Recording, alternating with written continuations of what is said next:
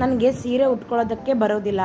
ಈ ಸಿದ್ದುಗೆ ಹೇಳೋಣ ಅಂದ್ಕೊಂಡ್ರೆ ಅವನು ಕಾಣ್ತಿಲ್ಲ, ಅಜ್ಜಿ ಬೇರೆ ಬೈತಾರೆ ಎಂದುಕೊಂಡವಳು ಭಾಗ್ಯರವರಿಗೆ ಕರೆ ಮಾಡಿ ತನ್ನ ಸಮಸ್ಯೆ ತಿಳಿಸಿದಳು. ಅವರು ಪ್ರೀತಿಯಿಂದ ಕೊಟ್ಟಿದ್ದಾರೆ ಜಾನು, ಬೇಡ ಅನ್ಬೇಡ, ಉಟ್ಕೋ ಎಂದಾಗ ಬೇರೆ ದಾರಿ ಇರದೆ ಸೀರೆ ಉಡಲು ನಿಂತಳು. ರವಿಕೆ ತೊಟ್ಟು ಸೀರೆಯನ್ನು ಸೊಂಟಕ್ಕೆ ಸುತ್ತಿ ನೆರಿಗೆ ಮಾಡುವುದು ಹೇಗೆಂದು ತಿಳಿಯದೆ ನಿಂತಿದ್ದಳು.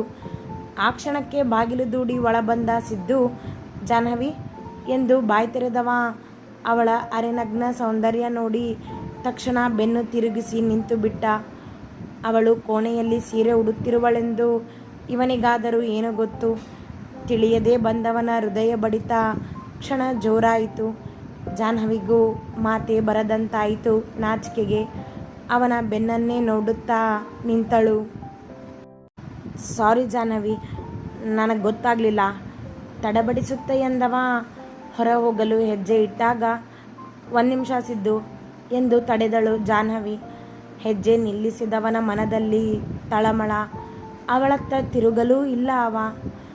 ಅಜ್ಜಿ ನನಗೆ ಸೀರೆ ಕೊಟ್ಟು ಉಟ್ಕೊಳ್ಳೋದಕ್ಕೆ ಹೇಳಿದ್ದಾರೆ, ನನಗೆ ಸೀರೆ ಉಡೋದಕ್ಕೆ ಬರೋದಿಲ್ಲ ಎಂದಳು ಗೋಗರೆಯುವಂತೆ.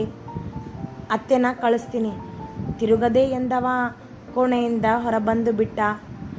ಅಬ್ಬಾ ಎಂದ ಜಾಹ್ನವಿ ನಿಟ್ಟುಸಿರು ಬಿಟ್ಟು ನಕ್ಕಳು ತುಟಿಯಂಚಲ್ಲಿ.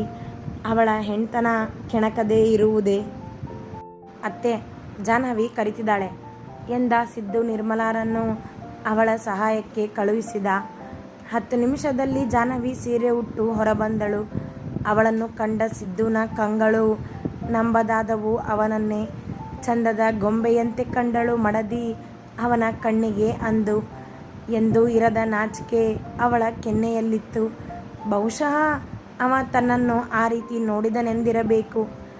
ಅವಳು ತನ್ನ ಪ್ರೀತಿ ಹೇಳಿಕೊಂಡಿದ್ದರಿಂದಲೋ ಏನೋ ಇವನ ಮನದಲ್ಲಿದ್ದ ಅವಳ ಮೇಲಿನ ಭಾವನೆಗಳು ಜಾಗರೂಕವಾದಂತೆ ಅವಳನ್ನೇ ದಿಟ್ಟಿಸಿದ. ಮಡದಿಯಲ್ಲವೇ, ದಿಟ್ಟಿಸುವ ಹಕ್ಕು ಅವನೊಬ್ಬನದ್ದೇ.